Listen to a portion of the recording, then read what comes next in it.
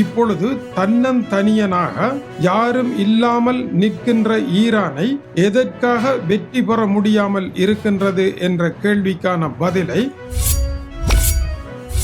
தமிழ் வணக்கம்.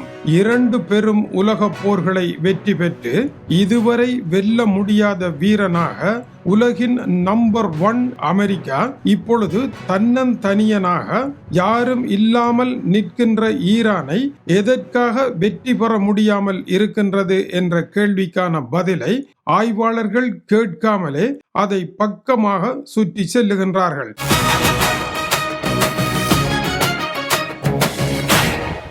அமெரிக்கா மட்டும் தனியாக வந்து மோதுமாக இருந்தால் அதை வெற்றி பெறக்கூடிய தனியான ஒரு நாடு இந்த உலகில் எங்குமே இல்லை என்று ஒரு மாபெரும் தோற்றம் உருவாக்கப்பட்டிருந்தது. இந்த தோற்றத்தை உருவாக்கிய உலகின் பல ஊடகங்களும் பல பிரபலமான ஆய்வாளர்களும் முற்றிலும் எதிர்பாராத விதமாக ஒரு மாபெரும் மாயை ஒன்று மத்திய கிழக்கில் உடைந்து போய் கிடப்பதுதான் இந்த ஈரான் போரினுடைய ஆய்வாக இருக்கின்றது. அமெரிக்கா தான் உலகில் மிகவும் பலம் பொருந்திய நாடு. இதை எல்லோரும் ஏற்க வேண்டும் என்பதற்காக பல காரியங்கள் செய்யப்பட்டன. முதலாவது, அமெரிக்காவினுடைய ஹாலிவுட் திரைப்படங்களானவை அமெரிக்காவினுடைய எழுச்சியை காட்டுவதற்கு ரெம்போ போன்ற சாகச திரைப்படங்களை உருவாக்கி அமெரிக்கர்களினுடைய சாகசத்தை காட்டின. சந்திர மண்டலத்திற்கு பயணிக்கின்றோம் என்று கூறி அதன் மூலமாக சந்திரனை வெற்றி பெற்ற முதல் நாடு என்று கூறினார்கள். செவ்வாயில் அமெரிக்காவினுடைய ரோபோ இறங்குவதாக அனுப்பப்பட்டது. F-35 போர் விமானம் போரில் வெல்ல முடியாத விமானம் என்று கூறப்பட்டது.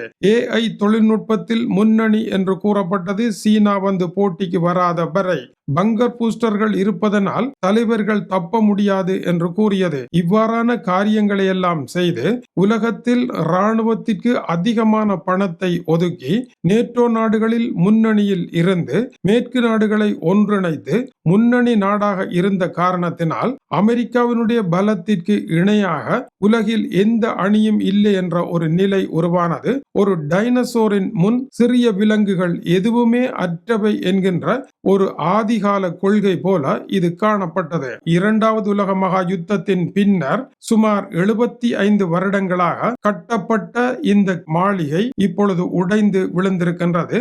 இப்போது நடைபெறுகின்ற ஈரான் அமெரிக்க போர் ஈரானை வெல்ல அல்ல, அமெரிக்காவினுடைய பெருமைகளை வெல்வதற்காகத்தான் இப்பொழுது நடைபெற்று கொண்டிருக்கின்றது. அமெரிக்காவே உலகின் முதலாவது இடம் என்பதை நிரூபிப்பதற்கான, உரசி பார்ப்பதற்கான ஒரு போர்க்களமாகவே இது இருக்கின்றது. அமெரிக்காவினுடைய காலம் சென்ற தலைவர் ஜான் எஃப் கென்னடி கியூபாவில் சோவியத் ரஷ்யா தன்னுடைய அணுகுண்டு ஏவுகணைகளை நிறுத்த வந்த பொழுது அத்லாந்திக் சமுத்திரத்தில் அமெரிக்க எல்லைக்குள் வருவீர்களாக இருந்தால் போர்தான் என்று கூறி 3வது உலக போரை நடத்த தயாராக இருந்த பொழுது சோவியத் ரஷ்யாவுடைய தலைவர் குருச்சேவ் விலகி சென்றார். இதனால் அவருடைய வீழ்ச்சியும் சோவியத் ரஷ்யாவினுடைய வீழ்ச்சியும் ஆரம்பித்தது. இதே நிலைமைதான் இப்பொழுது ஈரானில் உருவாகி இருக்கின்றது. அமெரிக்கா படைகளுடன் ஈரானுக்கு அருகில் சென்று நிற்கின்றது. சோவியத் ரஷ்யாவினுடைய போர்க்கப்பல்கள் கியூபாவை நோக்கி புறப்பட்டு வந்து நடுவழியில் நிற்கின்றது. அவை திரும்பியதை போல இன்று அமெரிக்கா திரும்புமாக இருந்தால் சோவியத்தினுடைய உடைவு போன்ற ஒரு பாரிய உடைவை சந்திக்க வேண்டி வரும். அந்த உடைவு அமெரிக்கா உடைவது என்பது அல்ல. அமெரிக்காவின் பலத்துடன் ஒப்பிட்டால் மிகவும் குறைந்த பலமுள்ள ஈரான் அமெரிக்காவை ஆட்டி இருக்கின்றது என்பதுதான் இந்த போர்க்களத்தில் ஈரானினுடைய வெற்றியாக இருக்கின்றது. அதேவேளை ஒரு போர்க்களத்தின் பிரதானமான சூத்திரம் என்ன?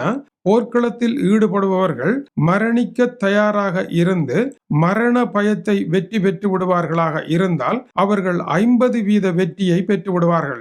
ஈரான் இன்று மரணமடைய தயார் என்று அறிவிக்கின்றது. இதனால் அமெரிக்காவிற்கு இணையாக 50க்கு 50 என்கின்ற இடத்தில் அவர்கள் வந்து நிற்கின்றார்கள். அவர்களுடைய பலம் மரணத்தை வென்ற பலமாக இருக்கின்றது. அமெரிக்கா இன்றிருக்கும் 50% இருந்து மேலதிகமாக 1% அகற்ற முடியாது. அமெரிக்கர்கள் உயிர் கொடுக்க தயாராக இல்லை. ஆகவே இந்த போர்க்களத்தில் பலம் என்பது 1% தான். 50க்கு 50 இருக்கின்ற 1% எங்கு கைமாறுகின்றதோ அவர் வெற்றி பெறுவார். இதுதான் நிலையாகும். இந்த இடத்தில் அமெரிக்காவினுடைய பலத்தை கூட்ட அமெரிக்காவினுடைய கூட்டு நாடுகள் நேட்டோ நாடுகள் எல்லாம் களத்தில் வந்து இறங்குமா என்றால் அவர்களிடமும் அந்த ஒற்றை வீதம் இல்லாமல் இருக்கின்றது. வல்லரசுகள் உக்ரைன் போருக்கு பின்னர் நேருக்கு நேர் மோதி தங்களுடைய பிரச்சனையை தாங்களே தீர்த்து கொள்ளாமல் சிறிய நாடுகளுடன் மோதி எதற்காக உரசி பார்க்கின்றார்கள் என்றால் தங்களுக்குள் மோதுவதற்கான அழிவை அவர்கள் சந்திக்க விரும்பவில்லை. சீனா எதற்காக தைவானை கைப்பற்றாமல் இவ்வளவு காலம் தாமதித்து தைவானை சுற்றி சுற்றி வருகின்றது? தைவானை தாக்கினால் அமெரிக்காவுடன் ஒரு போர் வருமா, ஜப்பான் தாக்குமா என்கின்ற அச்சம் காரணமாக சரி சீனாவிற்கு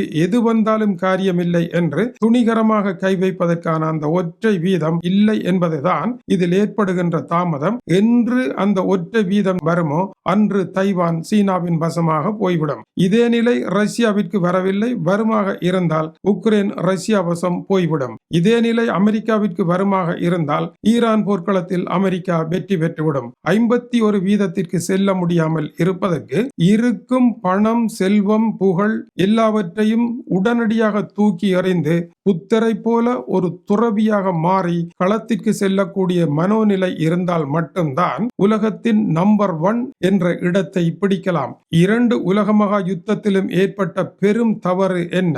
நேசப்படைகளின் அணியும் ஜெர்மனி தலைமையிலான அணியும் கொத்து கொத்தாக இருந்தார்கள். முதல் 2 உலக மகா யுத்தங்களிலும் தனி ஒருவர் தலைமை தாங்கி போரை நடத்தவில்லை, பலர் தலைமை தாங்கி நடத்துகின்ற போர்களாகவே இருந்தது.